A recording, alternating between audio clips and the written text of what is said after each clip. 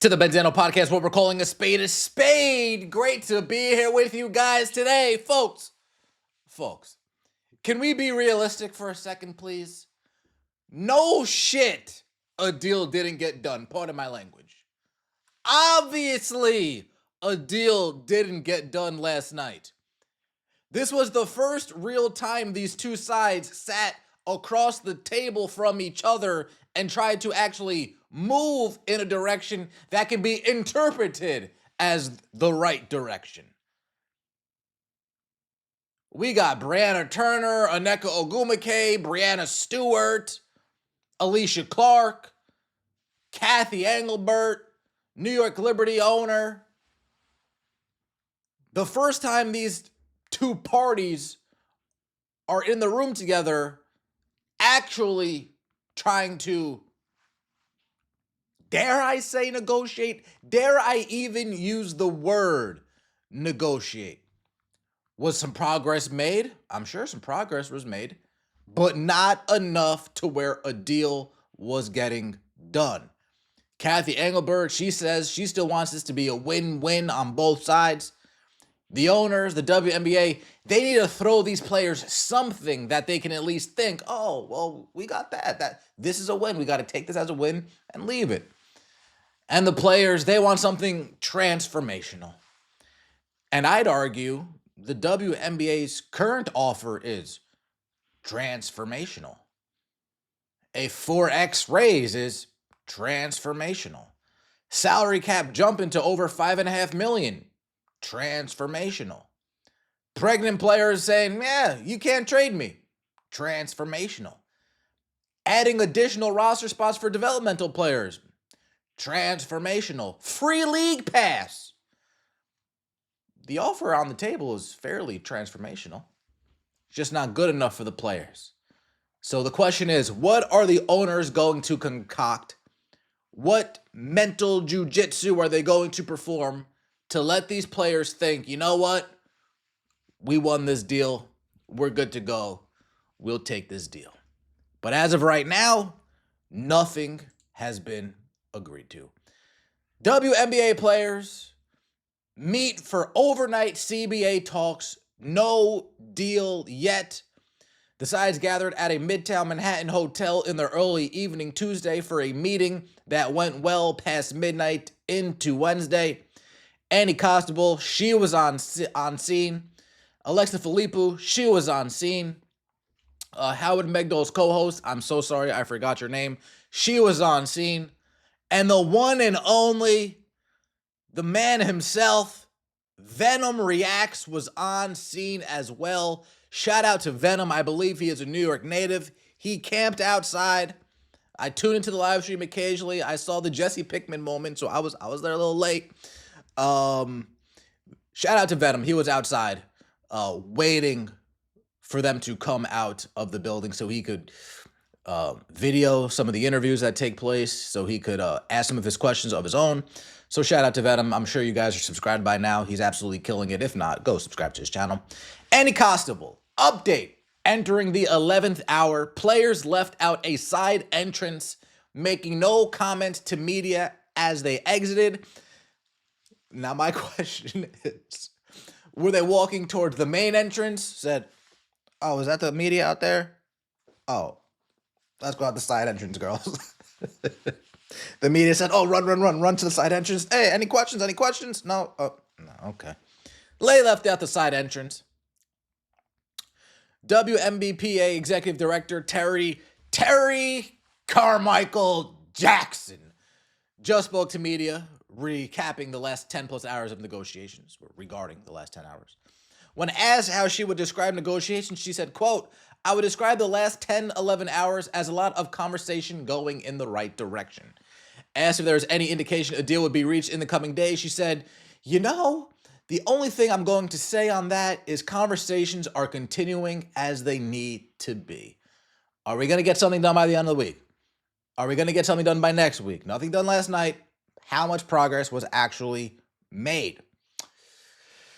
I would describe the last 10, 11 hours as a lot of conversation going in the right direction.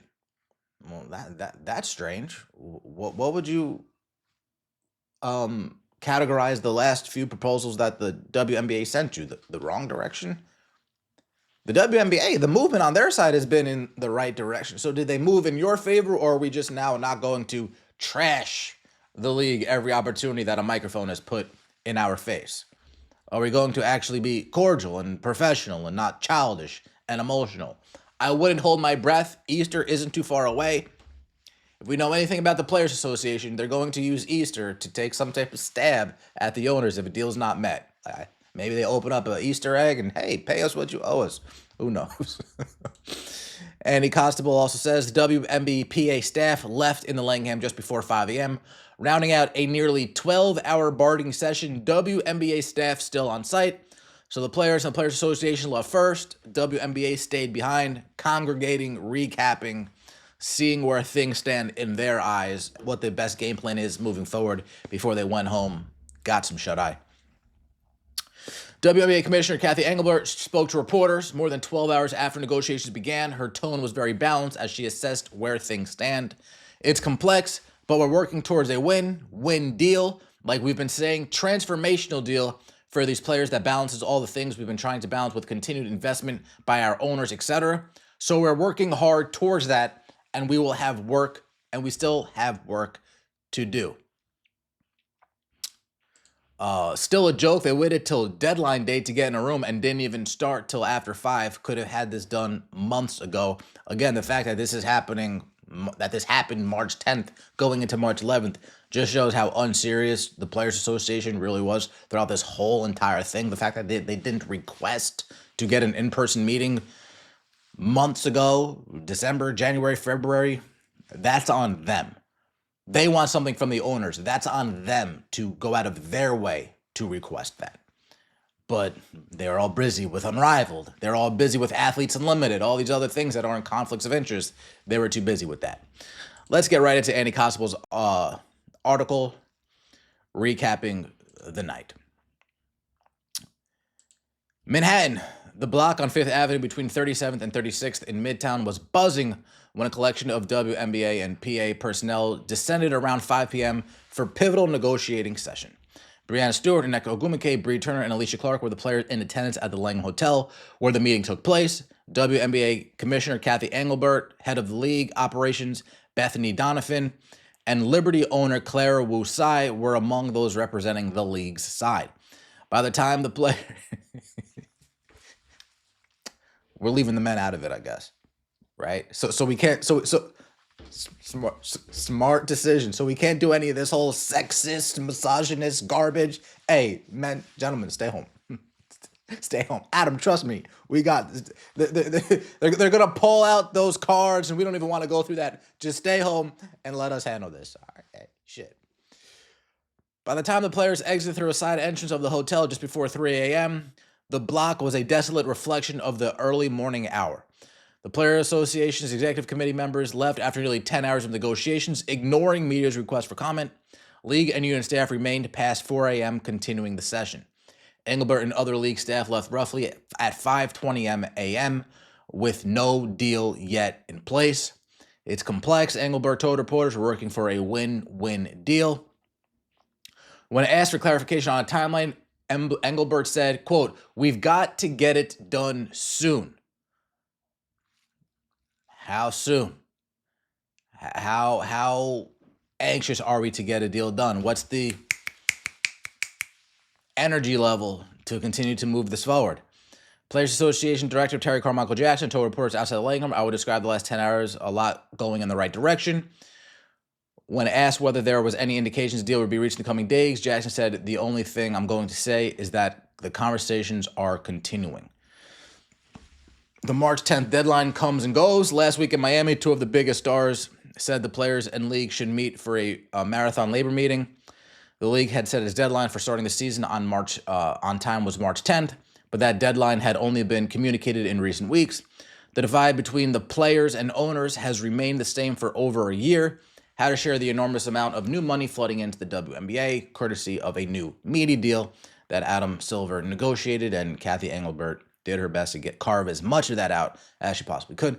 The league eventually conceded to players on sharing a percentage of revenue, but the sides remained far apart in recent weeks on how to calculate that revenue and what percentage of it would go to players.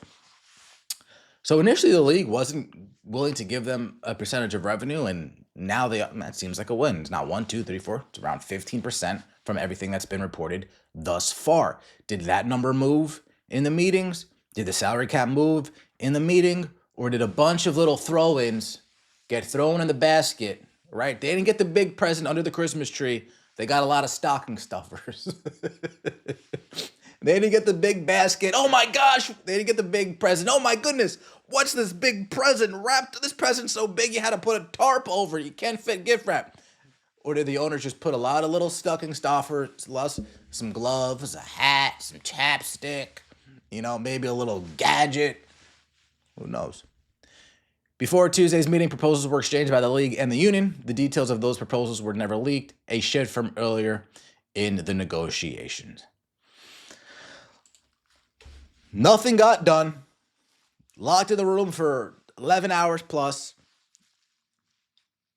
I had a feeling that a deal wasn't going to get done. I had a feeling, so I'm not surprised. When I went into the 8th hour, the 9th hour, the 10th hour, the 11th, so maybe this means that it's going better than anticipated. But for this to be the first time they're really sitting down across from each other and to expect a deal to get done, I don't think that's realistic. Like the video, let me know your thoughts in the comments section below. I appreciate all of the support. See you next time, and as always, take it easy.